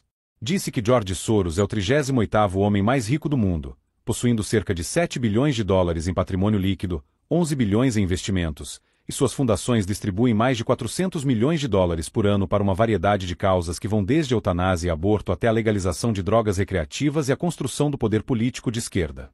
Sua filosofia política deriva de algumas ideias bastante excêntricas sobre sociedades abertas expressas por Karl Popper, sob quem Soros estudou em 1948 na notória London School of Economics, de orientação esquerdista. Para o professor Popper, ateu, nada era evidente por si mesmo. Baseando-se nos ensinamentos de Popper, Soros concluiu que a Declaração de Independência dos Estados Unidos, ao contrário do que se diz sobre verdades autoevidentes, não passa de uma declaração de nosso entendimento imperfeito do mundo ao nosso redor. Portanto, para Soros, os documentos fundadores da América são descartáveis numa sociedade que ele acredita ser sem Deus. Além disso, para Soros, o Estado pode ser um instrumento de opressão. Ele defende o desenvolvimento de um mundo interdependente baseado nos princípios da sociedade aberta. Isso requer o fomento de uma sociedade aberta dentro dos países individuais e leis internacionais, regras de conduta e instituições para implementar essas normas. Mas, como os Estados-nação contradizem o desenvolvimento de uma sociedade aberta internacional, o impulso para a mudança deve vir dos cidadãos que vivem em sociedades abertas que reconhecem a sociedade aberta global como algo digno de sacrifício. Para criar a era da sociedade aberta, a visão de Soros exigiria a terminação da soberania dos Estados Unidos, o descarte da Declaração de Independência, da Constituição dos Estados Unidos e da Declaração de Direitos, ou pelo menos emendas significativas para alinhá-las às normas da sociedade aberta, e a reforma das Nações Unidas para facilitar uma governança socialista mundial com novas instituições sociopolíticas para fazer cumprir seus princípios, como o Tribunal Penal Internacional e organizações da sociedade civil, como o Águia Peel for Peace de Cora Weiss. Não é surpresa que o Open Society Institute de Soros despeje enormes quantias de dinheiro em entidades da sociedade civil progressivo socialista marxistas dos Estados Unidos. Fixando-se como uma sanguessuga no movimento progressivo socialista do IPS, o sonho da sociedade aberta de Soros suga o sangue vital dos avanços de Gramsci e do IPS rumo à transformação cultural da América. Com sua injeção de grandes somas em dinheiro e persuadindo outros plutocratas a contribuírem também, Soros está avançando para a derrubada dos Estados Unidos através do controle do Partido Democrata e seu candidato progressivo socialista marxista cujo oculto programa de retorno é predestinado a avançar na iniciativa da sociedade aberta. Soros fez seu movimento político para aliar-se ao IPS e seus colaboradores na formação do Partido das Sombras, como centro de controle dentro do Partido Democrata. Uma reunião secreta foi realizada em 17 de julho de 2003 na casa de praia de Soros em Southampton, Long Island. Morton H. Alperin, colaborador de longa data do IPS, estava presente. Ele havia sido contratado por Soros um ano antes para chefiar o escritório de Washington do Open Society Institute, parte da rede global de institutos e fundações localizados em 50 países ao redor do mundo. Alperin fez seu nome travando uma guerra aberta contra as agências de inteligência nacional dos Estados Unidos, enquanto diretor do Center for National Security está desorientado pelo IPS em 1974 e da American Civil Liberties Union entre 1984 e 1992. A lista completa dos doadores ricos presentes em Southampton, líderes sindicais de esquerda e ativistas do Partido Democrata permanecem disponível, mas entre os presentes estavam John Podesta e uma série de outros clintonistas, incluindo Jeremy Rosner, Madeleine Albright, Robert Borstein, Steven Rosenthal, consultor sindical, Cal Pope, Sierra Club, Ellen Malcolm, lobby pró-aborto Emilis List, e doadores proeminentes do Partido Democrata, Peter Lewis, Progressive Insurance, Rob Glaser, Real Networks, Rob M. Sekai, Taco Bell, e Lewis e Dorothy Kuhlman, Tabaco Benson e Edis. Quando o grupo tornou pública a existência do Partido das Sombras em novembro de 2003, Soros assumiu a posição de porta-voz, A América sob Bush é um perigo para o mundo, declarou Soros. A corrida presidencial de 2004, disse ele, é uma questão de vida ou morte. E estou disposto a pôr meu dinheiro onde minha boca está. No resultado final, Soros despejou cerca de 27 milhões de dólares na campanha para eleger John Kerry. Ele perdeu. Depois de lamber as feridas e completar uma avaliação dos danos do que deu errado em 2004, Soros voltou-se para a vitória na eleição presidencial de 2008 através de seu Partido das Sombras clandestino, abrigado dentro do Partido Democrata. Outra reunião secreta, desta vez em Scottsdale, Arizona, foi realizada na primavera de 2005. 70 potenciais doadores abastados ouviram atentamente enquanto George Soros expunha um plano de 5 anos para criar uma rede de think tanks, veículos de mídia e centros de treinamento para promover sua própria mistura especial de política progressivo-socialista marxista. Aqueles presentes na reunião secreta, que se autodenominavam Grupo Fênix, concentrarão-se inicialmente em 3 metas principais: criar think tanks progressistas socialistas marxistas, centros de treinamento para os jovens progressistas e centros de mídia. Poder político progressista socialista marxista. Graças a uma análise compartilhada por Bill O'Reilly na Fox News, o povo americano pôde ter uma ideia mais clara em 2008 sobre como suas percepções são moldadas por uma combinação de propaganda, desinformação, negação e engano promovidos pela esquerda radical, que tomou controle do Partido Democrata. O modelo baseia-se nas ideias de Antônio Gramsci para preparar primeiro as massas para uma mudança no poder político por meio da transformação da cultura americana. Como explicou John Kavanagh, do IPS, a esquerda já venceu muitas batalhas na guerra cultural. O que torna 2008 o ano propício para a tomada passiva do poder pela esquerda através da urna é a enorme injeção de milhões de dólares de George Soros e seu grupo restrito de bilionários e milionários de esquerda, que estão juntando suas sobras para comprar a eleição de 2008 em nome dos progressistas socialistas marxistas. Os grandes perdedores nesse jogo são os liberais americanos legítimos que defendem um papel maior do governo para resolver as necessidades sociais. Em vez de competir por meio de uma eleição democrática justa, a esquerda impôs uma ditadura dos plutocratas, deixando os liberais democratas de lado para vencer a eleição a qualquer custo. Nesse caso, tanto liberais quanto conservadores perdem, enquanto o perfil da política americana muda para sempre por meio das políticas progressistas, socialistas e marxistas do Partido Democrata não democrático. Center for American Progress. Este é um think tank progressista socialista marxista que opera sob a orientação do ex-chefe de gabinete de Clinton, John Podesta. O centro é chamado de o think tank oficial de Hillary Clinton, uma Casa Branca de Clinton no exílio, ou uma equipe da Casa Branca pronta para a presidente Hillary Clinton. Vazamentos constantes deixam claro que a senadora Hillary Clinton está no comando da direção política do centro e de seus vínculos com Media Matters para combater visões conservadoras. O centro se intitula um think tank progressista dedicado a melhorar a vida dos americanos comuns. Segundo seu relatório anual, enfrenta esse desafio perguntando e respondendo de formas que defendem e promovem uma visão progressista para a América. Democracy Alliance. Fundada por Rob Stein, um clintonista de longa data e insider do Partido Democrata, a Democracy Alliance financia as operações do Partido das Sombras, não apenas para as eleições de 2008, mas para realinhar a política dos Estados Unidos no longo prazo. A aliança é um grupo descontraído de líderes empresariais e filantrópicos ricos que aderiram à mensagem progressista socialista marxista. A adesão é apenas por convite. Os parceiros concordam em pagar uma taxa inicial de $25 mil e $30 mil em anuidades, além de se comprometerem a doar pelo menos $200 mil anuais para grupos progressistas indicados pela Democracy Alliance. Em outubro de 2005, por exemplo, os parceiros decidiram distribuir 28 milhões para 9 beneficiários, a maior parte para o Center for American Progress e o Media Matters for America. Em maio de 2006, os parceiros destinaram mais 22 milhões para 16 grupos, incluindo atores importantes nas eleições locais e estaduais de novembro. TIDES Foundation. A TIDES Foundation e seu parceiro legal, o TIDES Center, trabalham em conjunto como uma lavanderia de dinheiro para quem deseja doar para a extrema esquerda e outras causas. Como algumas pessoas preferem permanecer anônimas em suas doações para programas controversos, a TIDES Foundation repassa o dinheiro ao destinatário indicado, descontando uma taxa de 8%. Está ligado ao Partido das Sombras, já que o Open Society Institute de George Soros destinou mais de 13 milhões para a TIDES Foundation Center entre 1997 e 2003. Além disso, a fundação fez doações para o Center for American Progress e o Media Matters. De forma mais ampla, A lista de beneficiários da Tides Foundation e do Center inclui inúmeros grupos progressistas socialistas marxistas que apoiam a estratégia do Institute for Policy Studies para a transformação cultural da América. Movion.org. Financiado nos seus primórdios por George Soros, Peter Lewis, Progressive Insurance, e Stephen Bing, produtor de Hollywood, o Movion.org contribui para o Partido das Sombras ao atrair americanos reais para a política, para lutar por uma América mais progressista e eleger candidatos progressistas. Em 2006, por exemplo, o grupo de pressão baseado na internet investiu muitos recursos para derrotar o senador Joseph Lieberman, um democrata considerado insuficientemente progressista. O grupo chegou ao extremo da brutalidade stalinista ao tentar derrotar o senador de Connecticut ao chamá-lo de o judeu Lieberman.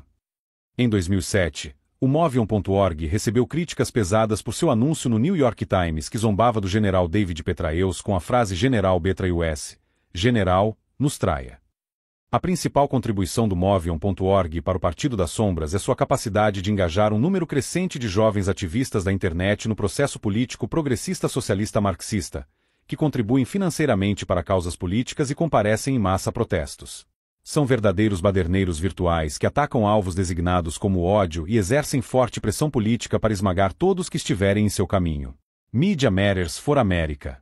Este é um centro baseado na internet dedicado à propaganda e desinformação, focado em resposta política imediata. Media Matters monitora, analisa e corrige o que chama de desinformação na mídia dos Estados Unidos. Desinformação é definida como qualquer coisa que não esteja em conformidade com a linha de propaganda progressista socialista marxista. Em muitos casos, fornece informações para ativistas cooperantes, jornalistas, comentaristas e o público em geral, a fim de refutar o que considera alegações falsas e tomar ações diretas contra instituições midiáticas ofensivas. Entretanto, o Media Matters enfrenta um problema sério de credibilidade. Como explicam David Horowitz e Richard Pohl, Media Matters rapidamente adquiriu reputação de partidarismo cego e desprezo imprudente pela verdade. O problema é que o chamado cão de guarda da mídia vê virtualmente toda declaração conservadora que aparece na grande mídia como uma mentira, uma difamação, uma calúnia ou uma falsidade. Outro problema é a credibilidade pessoal do presidente do Media Matters, David Brock, um ex-mentiroso confessado e fofoqueiro no passado. Como escreve Ron D. Adamson para o HumanEvents.com, o próprio passado de Brock lança uma sombra sobre sua atual autoproclamada dedicação à verdade. Barack Obama. A campanha para a presidência de Barack Obama começou com enigmas e sombras nas paredes da caverna de Platão. A construção da imagem incluiu palavras cuidadosamente elaboradas e uma oratória brilhante que deixou muitos americanos encantados. No entanto, à medida que a campanha avançava, o Barack Obama apresentado ao público revelou-se em contradição significativa com o Obama real. O verdadeiro Obama é o escolhido da extrema esquerda progressista socialista marxista. Discípulos da esquerda gramsciana apoiaram a campanha de Obama com milhões de dólares para financiar uma vasta campanha de propaganda e desinformação. No fim, Barack Obama foi exposto como uma marionete da extrema esquerda, um agente de influência da fórmula gramsciana para transformar a cultura americana e conduzir os trabalhadores americanos a um confortável abraço com o socialismo-marxismo. Uma solução que tornaria os homens pobres além de seus piores pesadelos. David Horowitz. Obama fala de forma elíptica ao discutir seu passado, valores, ideais e visão geral de mundo. Ainda não revelou seu verdadeiro eu para ajudar os americanos a decidir se ele seria um bom presidente. Permanece um homem misterioso, semelhante ao estranho que chega à cidade nos filmes de faroeste de Hollywood. Obama seria o homem para mudar a estrutura política em Washington, um sistema, na visão constipada dos progressistas socialistas marxistas, controlado pelo capitalismo ou América corporativa. Obama promete uma revolução cultural baseada em princípios socialistas. Ele é o homem escolhido para marxizar a América. O mosaico de Barack Obama que segue está dividido em 3 partes: a influência comunista durante seus anos de ensino médio no Havaí e na faculdade, os vínculos comunistas, terroristas e socialista-marxistas em Chicago que impulsionaram sua ascensão política, e a teologia da libertação negra enraizada no socialismo e marxismo. Os fragmentos de informação que compõem esse mosaico do verdadeiro Barack Obama revelam um fio comum que dá insight sobre seus valores, ideais e planos para mudar a América. Havaí e faculdade. Barack Obama está sob influência de comunistas e socialistas marxistas, ou que pode ser chamado de gramscianos, desde 1975, talvez até antes. As palavras calorosas que Obama escreveu em sua autobiografia Dreams from My Father sobre um poeta negro mais velho identificado simplesmente como Frank mostram-se ser Frank Marshall Davis, um membro de longa data do Partido Comunista controlado pela União Soviética nos Estados Unidos, e escritor do jornal do partido, o Honolulu Record. Ele também foi um amigo próximo do avô materno de Obama e atuou como confidente e modelo para Barack durante sua adolescência. Cliff Kincaid, um pesquisador, descobriu a verdadeira identidade de Frank em conversas com a doutora Kathryn Takara, da Universidade do Havaí. Ela conheceu e entrevistou Frank Marshall Davis como parte de sua própria pesquisa para a tese de doutorado. Confirmou que, de 1975 a 1979, Davis teve uma influência significativa sobre Obama durante os 3 ou 4 anos em que ele frequentou a escola preparatória Punalhou no Havaí. Na verdade, Obama estudou na Punalhou do 5º ano até o ensino médio. A doutora Takara explicou que foi apresentada a Davis pelo avô branco de Obama, Stanley Dana, que considerava Frank Marshall Davis uma figura masculina negra forte, um homem que exerceu influência positiva sobre o jovem durante seus anos de escola. O avô dele era um dos amigos mais próximos de Frank, disse Takara. Eles jogavam xadrez ou cartas juntos. Após a escola preparatória e a formação de valores com Frank Marshall Davis, Obama frequentou em 1979 o Occidental College, em Los Angeles, durante o 1º e 2º anos universitários. Posteriormente formou-se na Universidade de Columbia e na Harvard Law School. O Occidental College tem uma longa afinidade com a política de extrema esquerda. O Senado da Califórnia, por exemplo, relacionou o Occidental ao Partido Comunista dos Estados Unidos já nos anos 1940. Nos últimos anos, a faculdade teve vários estudantes e professores da extrema esquerda apoiando o movimento progressista socialista marxista. Um ex-aluno, Iqbal Ahmad, por exemplo, foi um terrorista paquistanês com sangue francês nas mãos de seus dias na Argélia com o notório terrorista Frantz Fanon e chegou a se encontrar com Osama Bin Laden em mais de uma ocasião. Ahmad foi o primeiro diretor do braço internacional do Institute for Police Studies, o Transnational Institute em Amsterdã. Nos anos 2000, 2 professores da extrema esquerda, Derek Shearer e Saul Landau, orgulhavam-se de laços estreitos com o Institute for Police Studies. Shearer é especialista em usar termos disfarçados para o socialismo, para não alarmar os eleitores americanos. Ele recomenda usar democracia econômica ao invés de socialismo. Landau se imagina como um propagandista do socialismo e mantém laços pessoais próximos com membros seniores do Serviço de Inteligência de Cuba, que é muito ativo nos Estados Unidos. O ambiente socialista marxista do Occidental College foi feito sob medida para Obama, especialmente após seu relacionamento próximo com Frank Marshall Davis. Foi ali que ele se envolveu no início do movimento de extrema esquerda contra as corporações. Não surpreendentemente, Obama se sentia muito confortável com seus professores marxistas e participou de muitas discussões intensas com estudantes negros politicamente ativos, assim como com chicanos, feministas e poetas performáticos do punk rock. Para evitar ser confundido como um traidor, escolhi meus amigos com cuidado, escreve Obama em Dreams from My Father. Traidor de quê?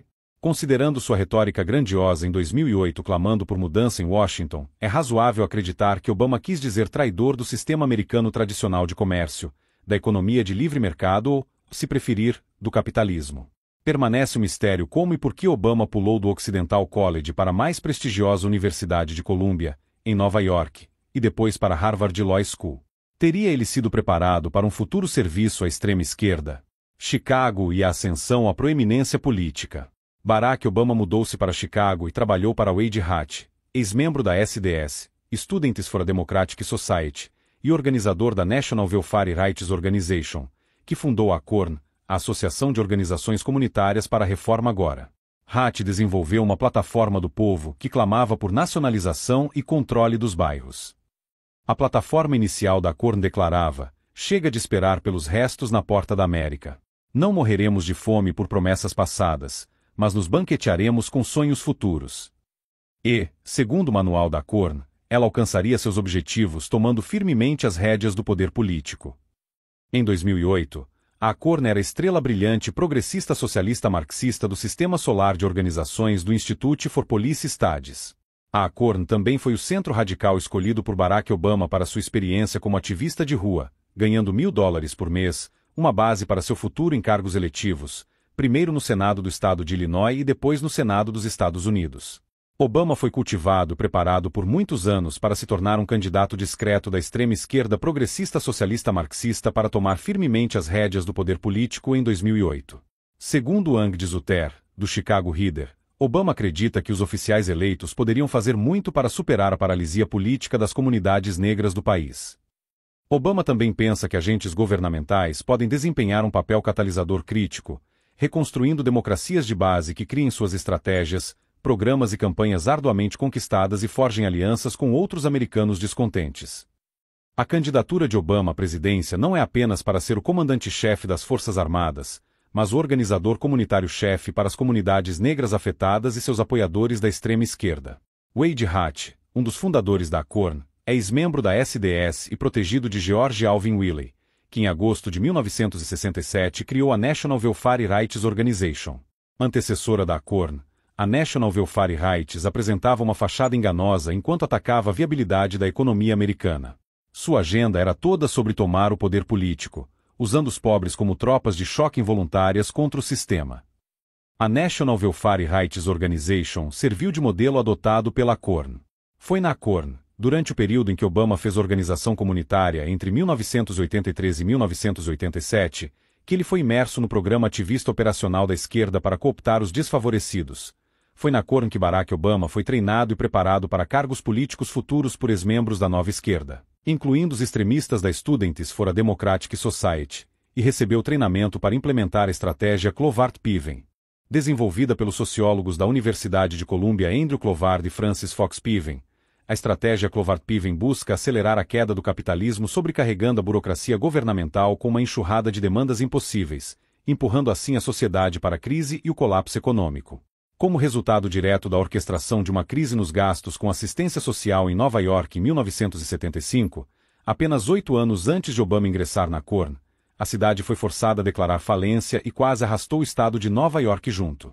Em 1983, a ACORN foi líder na estratégia Clovart-Piven de direitos de voto, projetada para sobrecarregar o sistema eleitoral americano, pouco fiscalizado. Esta é a ACORN da época em que Barack Obama esteve na organização radical de esquerda. Os ataques políticos da ACORN contra o sistema ao longo dos anos evoluíram para incluir fraudes eleitorais no cadastro de menores de idade, mortos e pessoas inexistentes, Mary Poppins, Dick Tracy, Giviterk e outros, nas listas eleitorais. Em alguns casos, cocaína foi trocada por registros fraudulentos.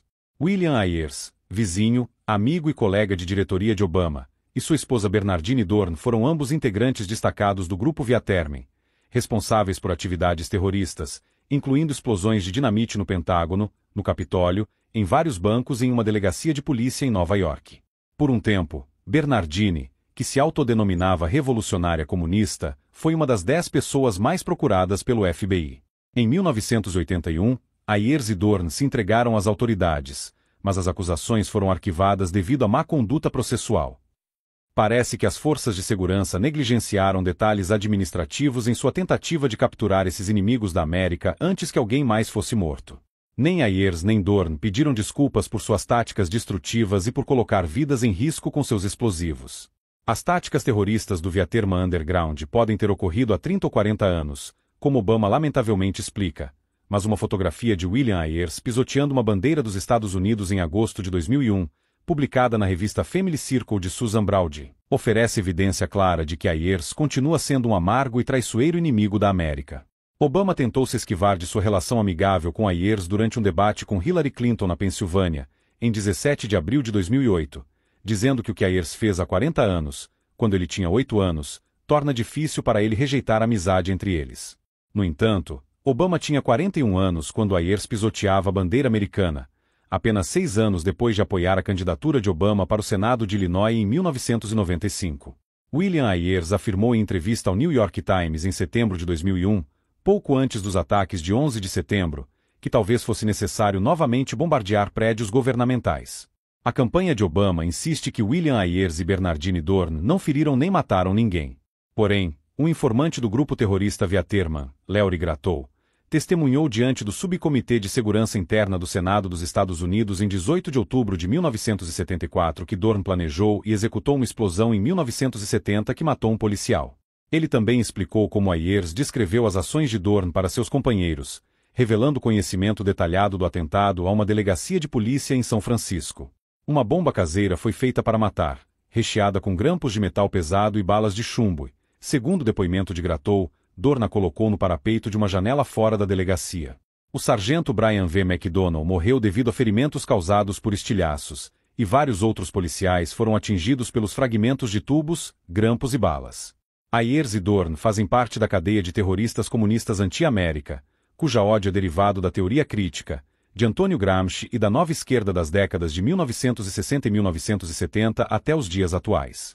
Eles são membros de uma geração envelhecida em busca de discípulos para passar a tocha de derrubar este governo. A extrema esquerda envelhecida consagrou Obama como discípulo da geração sucessora que levará os progressistas socialistas marxistas à Casa Branca e ao poder político. A justiça social, como definida pela esquerda progressista socialista marxista, só pode ser alcançada por meio da confrontação com a sociedade burguesa, incluindo aquelas com economias de mercado livre, uma carta de direitos especificando liberdades individuais e governos democráticos. Uma peça monumental para entender quem Barack Obama realmente é foi revelada em uma reunião privada com potenciais doadores em São Francisco. Abordando os desafios que enfrentava para obter o apoio dos eleitores da classe trabalhadora, Obama disse aos liberais abastados presentes que não é surpreendente que eles se amargurem, se apeguem a armas ou à religião ou à antipatia por pessoas diferentes deles ou ao sentimento anti-imigrante ou anti-comércio como forma de explicar suas frustrações. William Kristol, um dos principais intelectuais da atualidade, reconheceu rapidamente a raiz histórica e dogmática do apego à religião de Obama como um reflexo da famosa afirmação de Marx sobre a religião. O sofrimento religioso é ao mesmo tempo uma expressão do sofrimento real e um protesto contra o sofrimento real. A religião é o suspiro da criatura oprimida, o sentimento de um mundo sem coração e a alma de uma condição sem alma. É o ópio do povo. Kristol diz que Obama deixou a máscara cair perguntando o que Barack Obama fez que o autoriza a olhar com superioridade para seus compatriotas americanos. Os comentários de Obama em São Francisco nos permitiram espiar sua alma por um instante. Muitos se surpreenderam ao descobrir que Barack Obama, um elitista, apóstolo moderno dos Students for a Democratic Society, da estratégia Clovart-Piven e das táticas de direitos eleitorais da Korn, havia sido escolhido para pregar o evangelho do revisionismo marxista de Antônio Gramsci. A esquerda dura apoia Obama para a presidência com o objetivo de criar uma revolução cultural na América que permitirá aos progressistas socialistas marxistas tomar o poder político. Obama ganhou considerável notoriedade política em Chicago graças à sua organização comunitária, ou, mais precisamente, ao que se poderia chamar de marxização comunitária, além de sua relação com os terroristas comunistas William Ayers e Bernardine Dohrn. A senadora estadual de Illinois Alice Palmer, uma comunista, escolheu Barack Obama em 1995 como sua sucessora. A senadora Palmer foi membro proeminente do US Peace Council, uma fachada do Partido Comunista dos Estados Unidos, e do Old Peace Council, uma frente soviética operada pelo Departamento Internacional do Comitê Central do Partido Comunista. Palmer foi saudada em 1986 pelo Jornal do Partido Comunista dos Estados Unidos, People's Daily World, como a única afro-americana a cobrir o 27º Congresso do Partido Comunista da União Soviética. Barack Obama nunca explicou ao povo americano por que a senadora de Illinois, uma comunista dedicada, o escolheu para ser sua sucessora. A conexão comunista, porém, se estendeu para o Senado de Illinois e para o Senado dos Estados Unidos, onde Obama se gabava de ter o histórico de voto mais liberal, isto é, muito esquerda, em 2007. Após a vitória de Obama nas prévias do Partido Democrata em Iowa, no início de 2008, Frank Chapman, outro membro de destaque do US Peace Council comunista, escreveu uma carta curiosa ao People's Weekly World, jornal do Partido Comunista dos Estados Unidos. A vitória de Obama foi mais do que um movimento progressista. Foi um salto dialético que inaugurou uma nova era qualitativa de luta fórmula de Antônio Gramsci para a Revolução Cultural. Marx certa vez comparou a luta revolucionária ao trabalho do toupeira, que às vezes cava tão fundo que não deixa rastros na superfície. Esta é a velha toupeira revolucionária, não apenas mostrando seus rastros na superfície, mas rompendo-a. O velho padrão da política, como de costume, foi quebrado. Pode não ter acontecido como esperávamos, uma revolta violenta dos trabalhadores para estabelecer um Estado socialista, mas o que importa é que aconteceu um golpe cultural socialista marxista via urnas. Quanto à futura primeira-dama, Michelle Obama afirmou em sua tese de 1985 na Universidade de Princeton que foi muito influenciada por Stokely Carmichael. O IPS trouxe o nacionalista negro incendiário Carmichael para Washington em 1964 para uma série de conferências. Pouco tempo depois, ele apareceu em Havana e declarou: "Estamos caminhando para uma guerra de guerrilha urbana dentro dos Estados Unidos." Acrescentou que temos que lutar nos Estados Unidos para mudar a estrutura daquela sociedade capitalista, insistindo que não temos alternativa senão usar violência armada agressiva. Mais tarde, Carmichael foi nomeado primeiro-ministro honorário do Black Panther Party. Michelle Obama ainda não esclareceu quais aspectos do radicalismo de Carmichael a influenciaram. O chamado padrinho da campanha de Obama seria James George Abourez, ex-congressista e senador democrata de Dakota do Sul e o primeiro árabe-americano a servir no Senado dos Estados Unidos. Tom Daschle, outro ex-senador de Dakota do Sul e mensageiro de Obama para Abourez, está ocupado montando a equipe de transição de Obama para facilitar a transferência suave do poder presidencial após a eleição. Durante seus anos em Washington, Abourez frequentemente se associou ao Institute for Police Studies, Teologia da Libertação Negra. Outro olhar sobre as inclinações radicais à esquerda de Obama, além do liberalismo, é refletido por seu mergulho na teologia da libertação negra durante seus 20 anos ouvindo sermões recheados de ódio, anti-brancos e anti-americanos de seu pastor, o reverendo Jeremiah Auray Jr. Em vez de Deus abençoe a América, o reverendo Auray, conselheiro espiritual de Obama, prega Deus amaldiçoe a América. Ele disse que o 11 de setembro foi culpa da América, que foi o retorno do que semeamos. Mais desinformação anti-americana viu jorrava da boca de Auray, como a alegação de que a AIDS foi inventada pelo governo para reprimir a comunidade negra. A igreja de Obama tinha ligações com a Nation of Islam e as ideias radicais de Louis Farrakhan. O boletim da igreja reserva espaço aberto para a propaganda do grupo terrorista palestino Hamas, violentamente anti-americano e anti-israelense. A análise de Stanley Kurtz revela que uma acusação mal disfarçada, inspirada no marxismo, do capitalismo americano permeia a contemporânea teologia da libertação negra, a mesma teologia que fundamenta os sermões do reverendo Auray na Trinity United Church of Christ em Chicago. A autora Kate Shidley explica que a teologia da libertação negra combina o marxismo vintage dos anos 1960 com passagens bíblicas cuidadosamente distorcidas. Ela diz que, em contraste com o marxismo tradicional, enfatiza a raça em vez da classe e substitui a noção cristã de salvação na vida após a morte. Pela libertação na terra, cortesia do estabelecimento de uma utopia socialista. James Cone, o principal teórico da teologia da libertação negra, propõe um Jesus negro e vê os brancos como o diabo. Na análise final, essa estrutura fundamenta os discursos da púlpito da Trinity United Church of Christ de Chicago, que levaram os paroquianos afro-americanos do reverendo Auray a uma fantasia socialista. James H. Cone é o fundador da teologia da libertação negra, e o reverendo Auray reconheceu Cone como a base para a perspectiva da Trinity. Estas são as visões que Barack Obama e sua família internalizaram por quase 20 anos, e é razoável concluir que suas perspectivas sobre a América e seus fundamentos para futuras políticas podem ter sido moldados, em parte, pelo pensamento de Cone.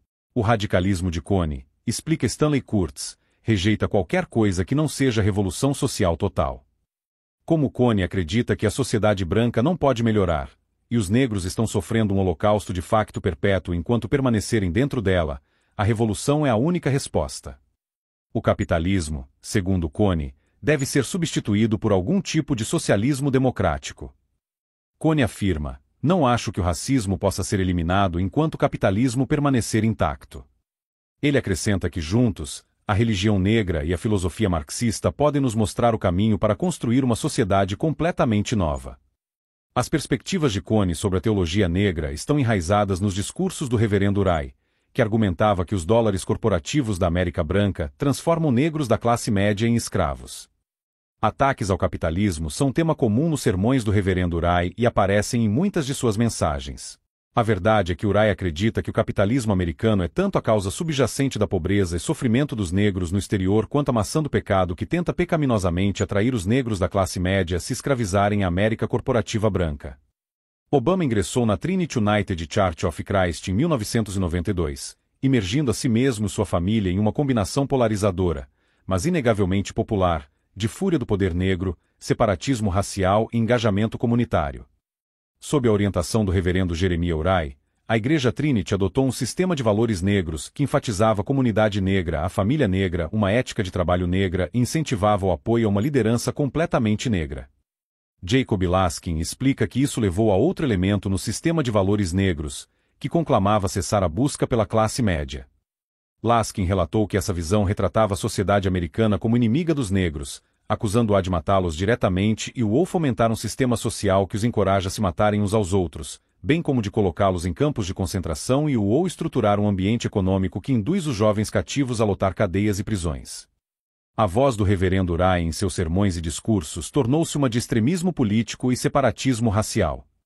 Ao examinar as perturbadoras premissas centrais da teologia da libertação negra, pode-se claramente ouvir o eco do radical socialista Manifesto Negro, adotado em abril de 1969 durante a Conferência Nacional de Desenvolvimento Econômico Negro e apresentado um mês depois à congregação da Riverside Church em Nova York. O manifesto afirma, em parte, nossa luta é contra o racismo, o capitalismo e o imperialismo, e estamos dedicados a construir uma sociedade socialista dentro dos Estados Unidos onde os meios totais de produção e distribuição estejam nas mãos do Estado, e que deve ser liderada por negros revolucionários preocupados com a humanidade total deste mundo. A realidade é que Obama é membro da Trinity United Church of Christ, em Chicago, há 20 anos. Independentemente de ele se sentar ou não no banco da igreja todo domingo com sua família, absorvendo as mentiras e distorções que saíam do púlpito do reverendo Uriah, seus valores e visões certamente foram moldados, pelo menos parcialmente, pelos venenosos discursos anti-brancos do reverendo Uriah. É impossível, diz Thomas Kuhlman, professor de sociologia do Wellesley College, imaginar que ele não pudesse saber sobre isso. Na igreja, todos sabem o que o pastor diz, seja por observação direta ou por boca a boca. O professor Kuhlman conclui dessa realidade que um homem que escolhe alguém como o reverendo Jeremiah Uriah para ser seu mentor espiritual simplesmente carece do bom julgamento necessário para um cargo de alta relevância, porque isso sugere uma relação próxima com um tipo de teologia da libertação negra grosseira e autocentrada.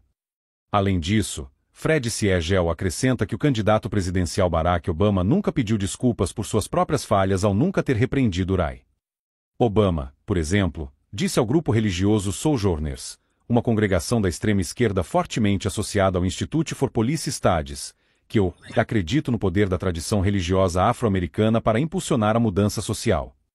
Por causa de seu passado, disse ele, a igreja negra entende de forma íntima o chamado bíblico para alimentar os famintos, vestir os nus e desafiar os poderes e principados, ou seja, substituindo a salvação cristã pela libertação na terra. Ele continuou explicando que em suas lutas históricas por liberdade e direitos humanos, pude ver a fé como mais do que um conforto para os cansados ou um refúgio contra a morte, mas sim como um agente ativo e palpável no mundo, como uma fonte de esperança. O cristianismo forçado de Obama reflete mais uma crença na libertação na terra do que uma crença transcendental em Deus.